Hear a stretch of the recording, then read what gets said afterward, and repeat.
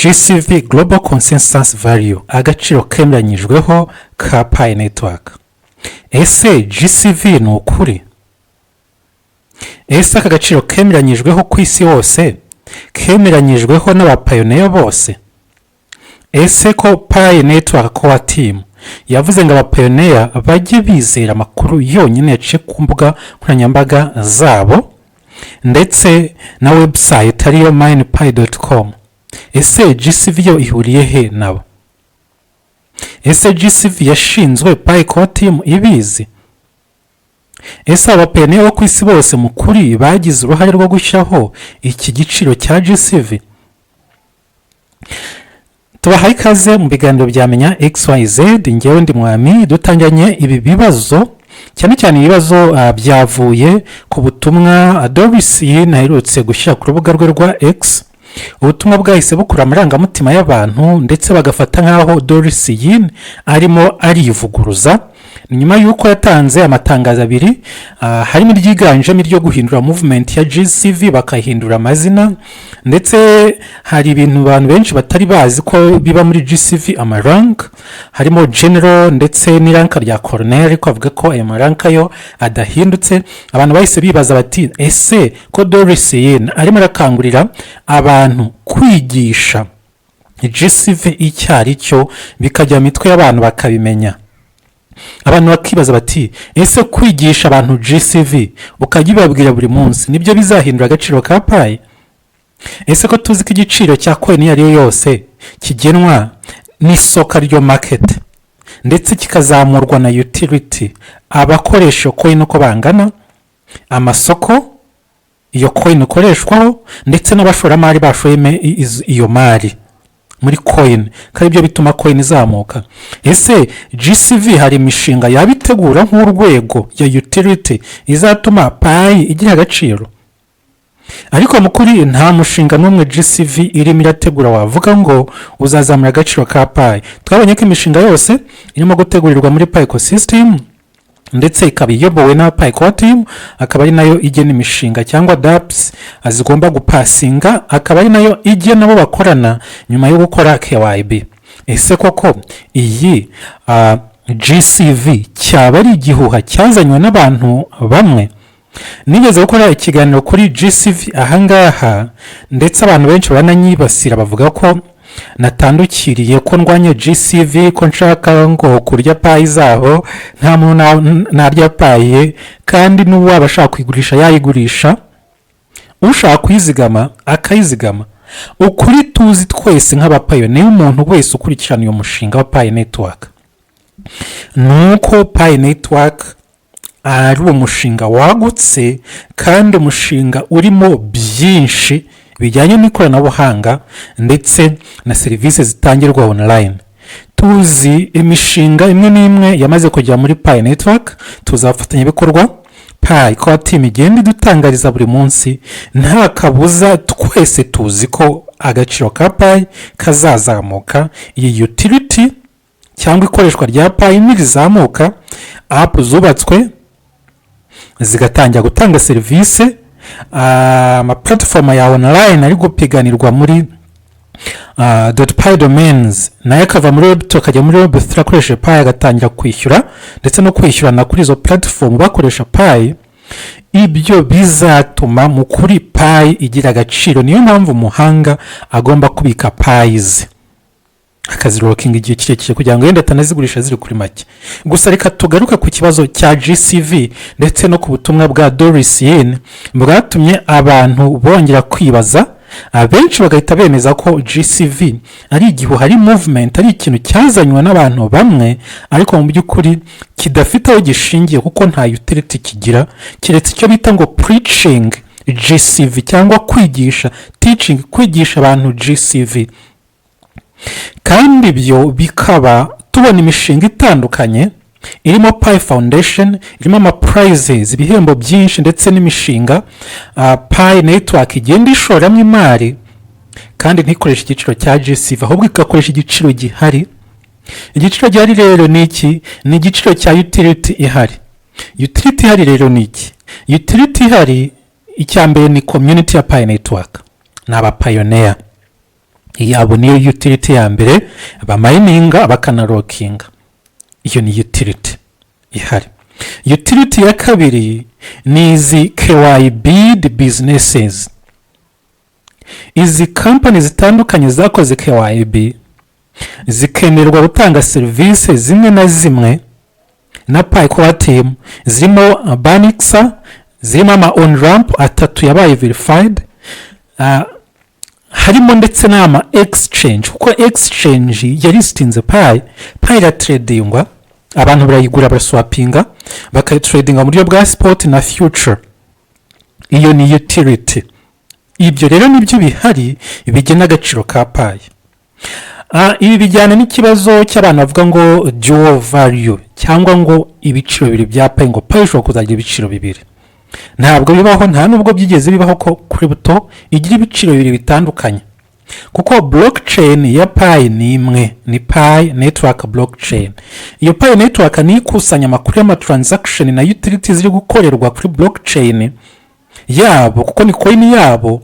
Blockchain ako kanya bitewe n'iyo utility ihita igena igiciro. Niyo mpamvu igihe utility ikomeye rero ntabwo exchange zagena igiciro, ko utility niyongera ziriya Pi abantu bagena kuri exchange, noneho bagiye kuzijyana ama app, bagiye kuzijyana ku marketplaces azaba ari online. Exchange zasikana na Pi hafi ya ntazo, kuko abapayoniya bazazikuraho. Icyo ni kimwe. Niyo zikuraho rero kuri exchange zizabura, nizibura uyishaka kuri exchange nyine arayibura kugira ngo ayibone, nuko azayibona yazamutse. So at exchange ubwayo yayiguze ikayizana aho ngaho kugira ngo izamuke, cyangwa se bitewe nuko abashoramari bamwe na bamwe bazaba bamaze kwibikaho Pi nyinshi, bazajya babona inyungu runaka bakaba bazigurisha ku ma exchange mu buryo bwihuse. Ukaba traders n'aba investors ntabwo ari umuntu uvuga ngo ayajya kuguranga ibintu, akenshi aba agamije gukora amafaranga. Niba holdings coin yakoze lockup, nyuma yo kuzigura coin zikaba yanga igiciro kikazamuka, icyo gihe azagurisha. Ntabwo rero exchange abantu tuvuga igiciro cyo kuri exchange ngo ntabwo ari igiciro nyakuri cya Pi.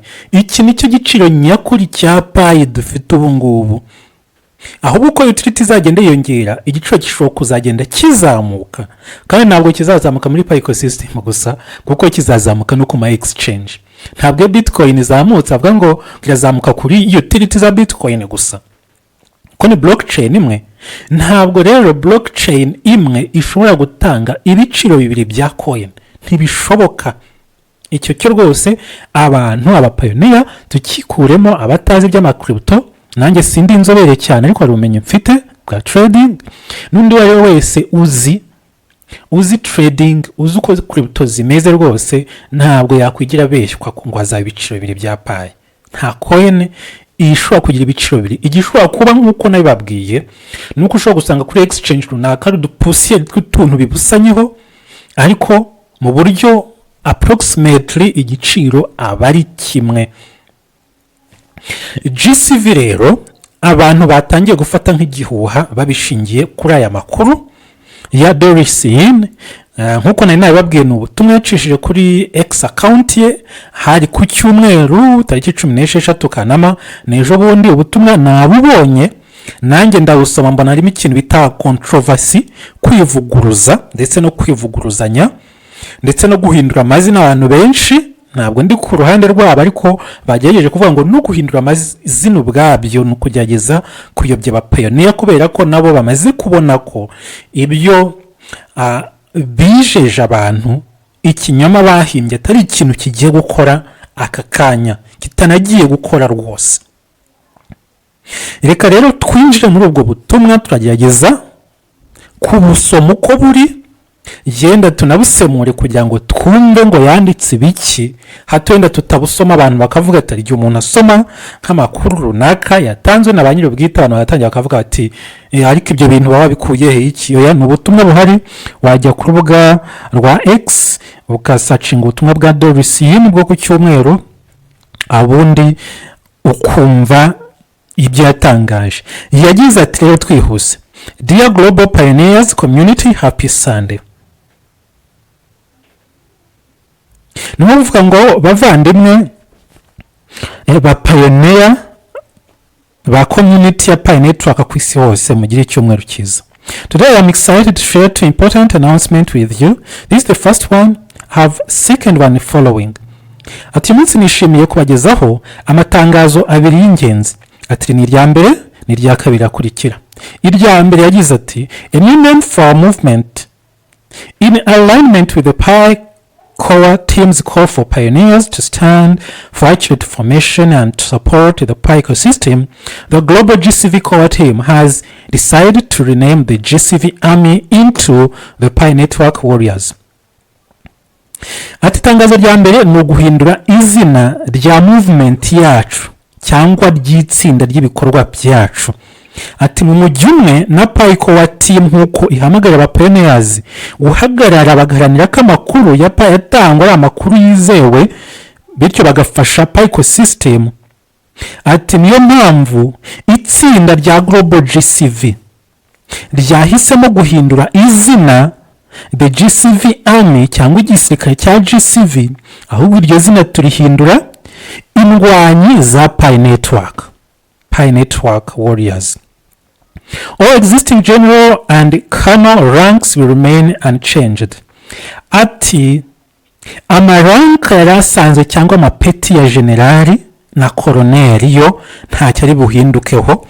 Urumva GCV ni movement ifite amapeti, harimo abantu baba general, harimo aba colonel n'aba ambassadors ba GCV abo dufite naha batubwira niba ari kano niba ari general bakadufasha no kumva mu by'ukuri ese GCV bavuga itagira utility ihuriye na Pi Network ese izafasha iki mu gihe idatanga utility. Ese ibyo bavuga by'icya giciro bagishingira kuki mu gihe batagaragaza kuko ibyo kugena igiciro kiri fixed cya coin. Iyo coin bigomba kuba iri backed cyangwa ishyikiwe na wa mutungo hari ufatika uzwi unganya agaciro nako ushaka guyo coin yawe ubaze total supply yose. Reka dukomeze muri ubutumwa bwa Doricine. Yarakomeje ati the mission however becomes clearer to stand united in protecting the accuracy of information about Pi and to continue spreading GCV education.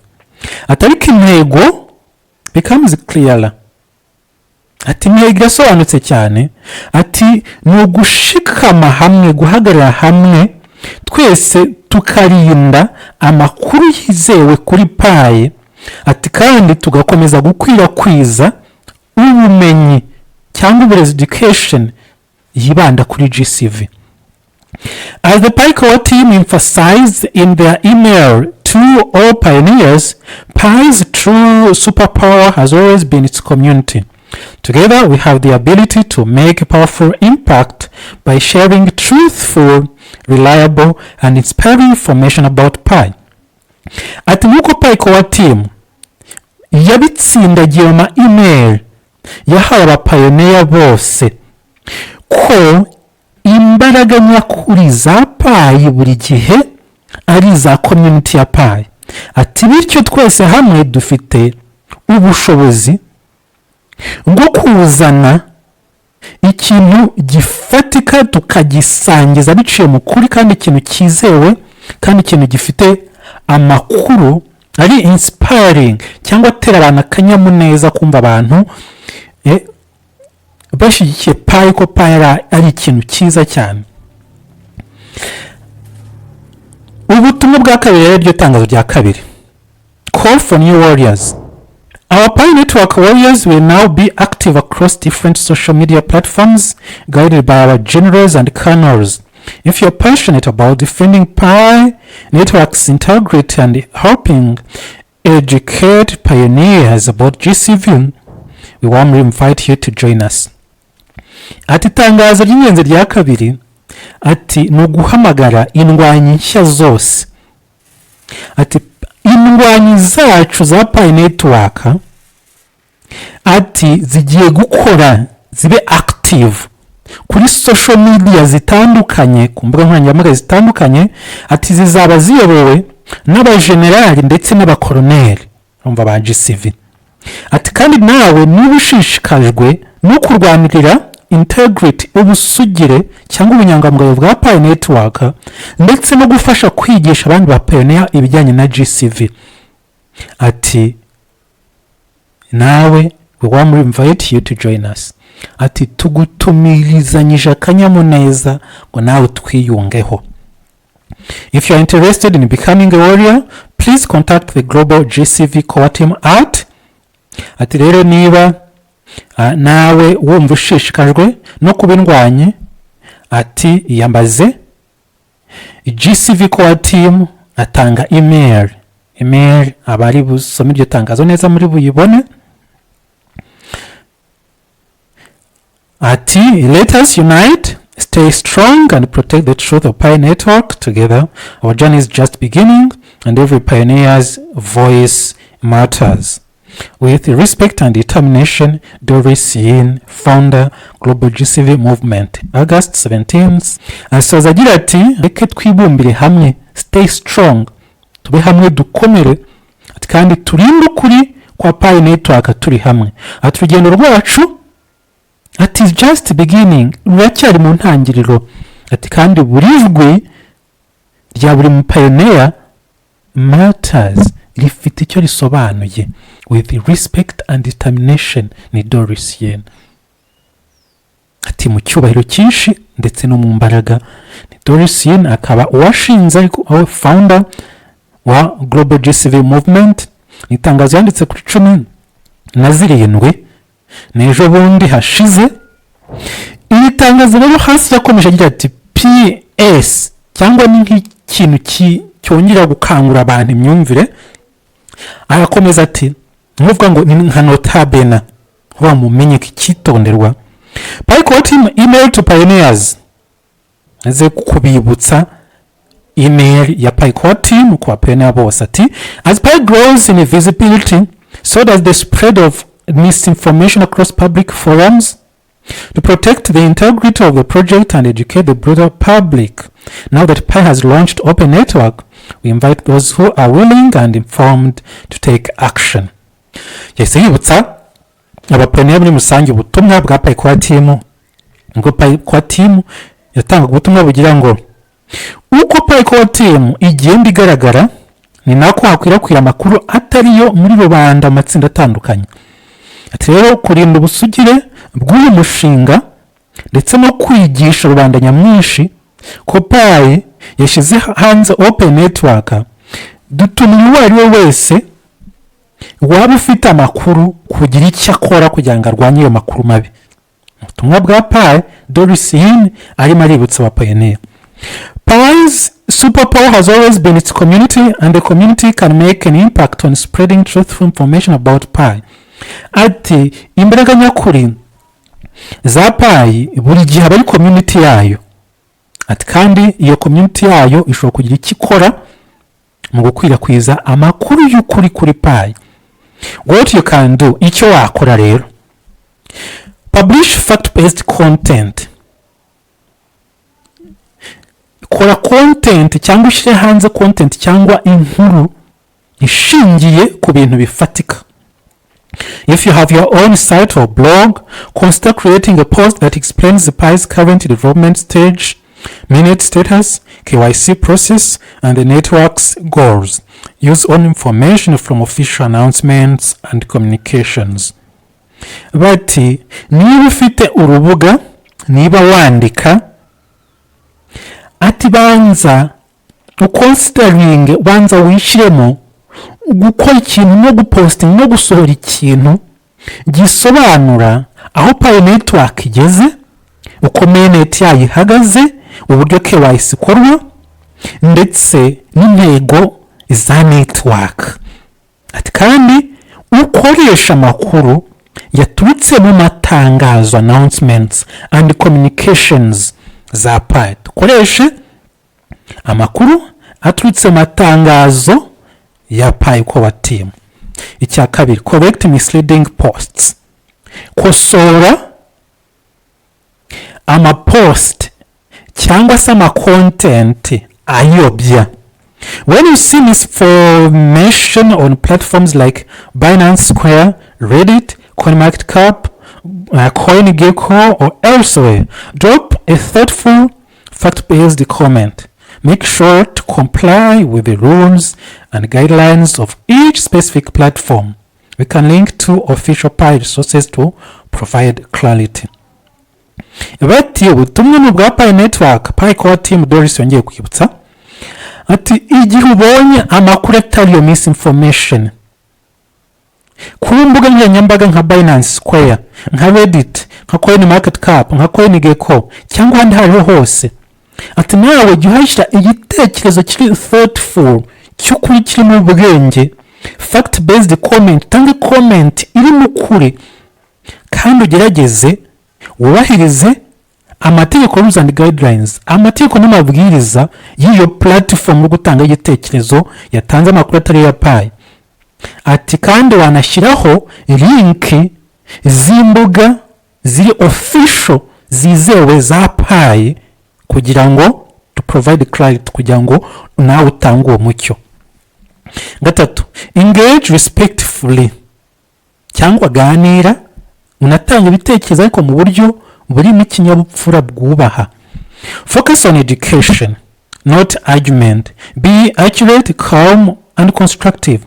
This isn't about debating critics, it's about informing readers who may be misled. Bati ugambirira kwigisha, apana guterana amagambo. Ukuri utuje kandi ugaragaza ibintu byubaka. Ati iki ntabwo ari ikibazo cyo gutanga ibitekerezo no kujya impaka, ati ahubwo ni ibijyanye no guha abasomyi ibyo ugomba kubaha, cyane cyane bariya bayobywa. Kane, report your contribution. To help track your effort, you can log what misinformation you addresses and how you addressed it here. Contribution Reporting Forum.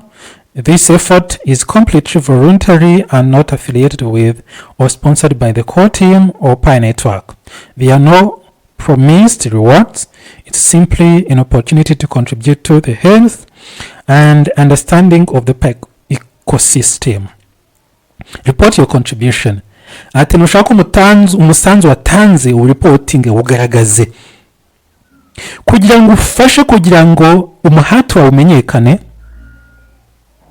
Ushobora kugaragaza ayo makuru ayariyo ndetse ukanagaragaza n'uburyo wayiseho cyangwa uburyo wayanyomoje. Ati kandi uburyo bwo gutanga aya makuru n'uburyo wayakosoye, ati is completely voluntary. Ati ni uburyo bw'ubukorerabushake. Ati ntabwo bufashwa cyangwa ngo buterwe inkunga na Pi Core Team cyangwa Pi Network. Ati kandi nta n'ibihembo biteganyirijwe wabikoze. Ati gusa ni umwanya mwiza wo gutanga uruhare ku buzima ndetse no kumva icyo Pi ecosystem ari cyo. Important cyangwa icy'ingenzi. This is not an organized campaign or content push. It's simply an open call for individual pioneers to respond when and where they see misinformation, using truth and facts consistent with official communications. Thank you for standing up for accuracy and supporting the Pi ecosystem. Thank you, the Pi Core Team. Bati icy'ingenzi, ati ntabwo ari campaign twateguye ijyanye no gukora content cyangwa no guhatiriza abantu gukoraho content. Ati ahubwo mu buryo bworoshye turahamagarira buri mupayiniya uwo ari we wese kugira icyo yakora cyangwa kuba yasubiza igihe abonye ahantu hari amakuru atariyo ya Pi, kandi gukoresha ukuri and facts no gukoresha ibigaragara, consistent no guhosaho, wifashishije iki with official communication. Ati kandi wifashishije amatangazo nyakuri. Ati murakoze rero guharanira iki accuracy, ukuri and supporting the Pi ecosystem, kandi mufasha Pi ecosystem. Murakoze the Pi Core Team. Ni Pi Core Team. Twabonye ubutumwa Doris yatanze mu guhindura Pi GCV ndetse abonera no kutwibutsa ubutumwa kwa timu yatanze, gusa abantu hirya no hino bari kubifata nko kwivuguruza. Bati icya mbere kuba Doris yahinduye Global GCV Army, uko bitaga igisirikare cya Global GCV, uko bitaga Global GCV Army, akabihindura akabyita Pi Network Warriors, indwanyi za Pi Network. Ibi biragaragaza ko GCV itakiri mu izina ryabo. Byumve neza. Biragaragaza ko GCV itari mu izina ryabo, itakiri mu izina ryabo. Niba ubusanzwe bariyitaga The Global GCV, noneho abayoboye bakita The Global GCV Core Team. None ubu ngubu iri zina bakaba barihinduye, bakaba bagiye bari kwitwa Pi Network Warriors. Ubwo n'ubuyobozi bwabo burahita buhinduka Pi Network Warriors Core Team. Bishatse kuvuga iki? Bishatse kuvuga ko Doris yamaze kubona ko iyi GCV idafite utility bahora baririmba. Pi Core Team yajya gukora ibikorwa byayo bifite aho bihuriye no gupromotinga Pi Network, bifite aho bihuriye no gushora imari. Twabonye ishoramari yakoze atari rya Pi Foundation, atari ira Pi Foundation yo gufasha imishinga mitoya, abandi bashoye miliyoni zijya kuri 20 z'amadolari. Ibi bivuze ko rero kandi ibyo byose bakabikora mu giciro gisanzwe tuzi cyapa kiri kuri exchange. Aya ma on ramp platforms yamaze kwinjira muri Pi wallet afasha abapioneer ko bakwigura Pi, yose akoresha igiciro kiri kuri exchange. Kwa ngo kwa timu yo ya Pi izukuri nyine igiciro cya Pi kijyana na utility hari, kandi utility ihari nizira business zakoze KYB n'abapioneer, yenda n'abashoramari bake bagura Pi bakazibika. Abo nibo rero iki giciro uko bakoresha Pi nibyo bituma Pi igira akagaciro ka 0.39 0.40 gutyo. Iyi Global GCV yaje kubona ko ibyo yigisha abantu bidafite ukuri, bidafite aho bihuriye. Sinzi ngo bari bafite izihe ntego, mu mbabarire gufata uruhande, sinzi ngo izo ntego zagezweho, ariko ikiri cyo ahangaha birigaragaje ko GCV ari igihuha. Impamvu ari igihuha, nta utility GCV irimo kubaka izatuma Pi igira akagaciro bashyizeho, ntayo. Kuko icyo bakora gusa ni ukubwira abantu GCV umenye GCV, murinde Pi zanyu. Kurinda Pi zacu ni ikintu cyiza, buri wese agomba kubimenya ko navuze ngo Pi zazamuka hari utility zirimo kubakwa. Abantu rero biringira zira codes za GitHub, reka nacyo nkigarukiyeho. Codes za GitHub ni nka social media, sibyo?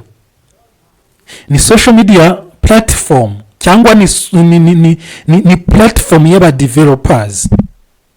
Nawe uri mu developer niba uzi coding, nawe wakwinjira muri GitHub ugacreating account cyane rwose. Nk'abantu bajya ama account menshi kuri X, ntabwo abantu bose batanga amakuru kuri X batanga y'ukuri. Mr. Spock kuri Twitter, hari n'undi witwa Mr. Bana, ejo bundi bare bigaragaje navuga bati mureke kwiringira ya codes arimo GCV yo muri GitHub. Bagaragaza nabo account bakoze kuri platform ya GitHub, creating codes zabo kimwe n'abandi ba developer, barangije baziratinga na GCV na Pi Network baraziprinting. Batari amakode ubwayo arayobyo. Bati cyakora ntivuze ko umuntu atacreating code ari icyagambiriye, ariko nanone kugambira GCV ma codes gusa ati ntabwo bishoboka. ati rero tureke kwinjira amacodes, ati ibi ni ibihamya ko uwo ari wese yajya kuri GitHub agakurikitinga amacodes ari rated na Pi Network na GCV akaza agaragaza kiriya giciro cyangwa agaragaza iriya geo value biriya biciro bibiri.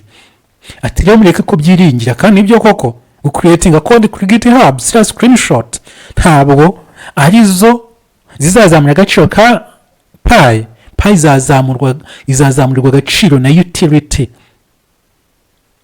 n'ibikorwa n'imishinga karundura izaba yubakiye kuri Pi. Iyo mishinga rero hari myinshi irategurwa, ariko nubwo irimo gutegurwa nta wagena ngo iyo mishinga izitabirwa ku rwego rungana gute ngo ahere haba yagena ati Pi kubera ko imishinga izitabirwa kuri urwego ngo Pi izajya aka gaciro. Ushobora kugena urwego imishinga izitabirwaho nka prediction ikitabirwa ku kigero kiri hasi, cyangwa se wagena urwego iyo mishinga izitabirwaho ikazitabirwa ku kigero kiri hejuru cyane na price washyizeho Pi ikazayirenza cyangwa se ikajya munsi cyane. Icyo tugomba gukora rero ni ukwirinda amakuru ya Pi core team na content abantu bakora bagashingira ku makuru ya Pi core team, ari nabyo Dorisine yibutsaga. Urabyibutsa uri Dorisine ngo abantu biringira amakuru yatanzwe na Pi core team, ariko wowe ujya utanga amakuru ya GCV ujya wigisha preachinga ukuntu GCV Pi muri $314,159 by'amadolari kandi ayo makuru atatanzwe na GCV na Pi core team. Sorry, ni uvuga ngo Dorisine rero niwe muntu wa mbere watanze amakuru atizewe atavuye kuri Pi core team, none bari gukangura abantu ngo kuvuga amakuru avuye kuri Pi core team. Ibi bikaba nabyo byatumye hindura izina rya Global GCV.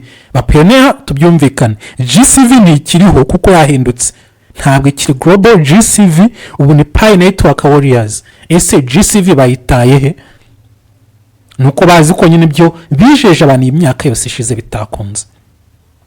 Ari nabyo abantu bavuga bati aha ashobora kuba harimo inyungu bwite z'umuntu nka Dorisine, kuko nko mu Bushinwa na za Indonesia n'ahandi babwiye iki giciro cya GCV. Nigeze kubikorera ikiganiro, hari company zimwe zatanze ibicuruzwa abantu bahombye amamiliyoni batangira kuri GCV. Open Network igiye hanze twabonye agaciro Pi yahise igira. Dorisine na core team ze hirya no hino ku isi bakomeza guhanyanyaza ngo GCV kari agaciro kazahinduka kazaba stable, kugeza igihe abantu babaye degute, kugeza igihe abantu bagiye mu codes ya GitHub bagaprovinga ko bamwe mu bashyagamo ziriya code babaga bihishe inyuma ya GCV cyangwa GCV bihishe inyuma mu mikoranire, kugira ngo bakomeze kwemeza abantu bamwe batangiye no guprovinga iki ko GCV koko ari igitekerezo cy'umushinga wa Pi Network, ariko sibyo. Twabonye Global Pi Market ibwiye abapayoneri bashwishuriza abapayoneri bari bayatatse kuri X, nabikozeho ikiganiro. Mwebwe muri kumanipulating soko kubera iki mutubariza GCV? Global Pi Market yavuga iti twebwe iyo turimo gucuruza ducuruza bigendeye ku giciro cya standard cyagenwe na blockchain ya Pi Network, ntabwo tugendera kuri theory na speculation n'ibitekerezo by'abantu tutazi abaribo. Bati kandi ntabwo duhatira umupayonera kuza kutugurira, buri mupayonera afite uburenganzira bwo kugura aho ashaka bitewe n'ibiciro ashaka.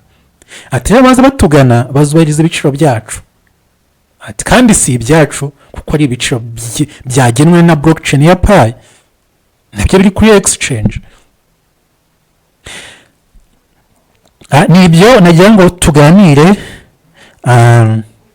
mbiseguraho. Abanyumvise nabi ubwo nyine wanyumva nabi, wanyumvise ko namuhaye amakuru kandi ari byo nshingiyeho nawe yabyumvise, gusa icyo nababwira nuko Pi izazamuka, uko utility ya Pi ecosystem, uko amakampani atandukanye atanga amaserivisi atandukanye azaza kinyunga kuri Pi Network. Pi izatuma ajya ko na prediction predictions avuga ko igihe za .pi domains, igihe za mainnet n'izindi bavuga ko Pi ishobora kuzazamuka ikaba yajya ku madolari 1,000. Izo ni predictions kandi bakagira ibyo bashinjaho ziriya company mpuzamahanga zose zirimo amatesla, amagogo n'ibiki byose ibyo biravugwa. Ariko kuvuga ngo GCV nka fixed price of Pi, please bapene abagenzi banjye, GCV tuyikuremo kandi Doris yini yabigaragaje ko yabeshya abantu igihe kirekire. Murakoze.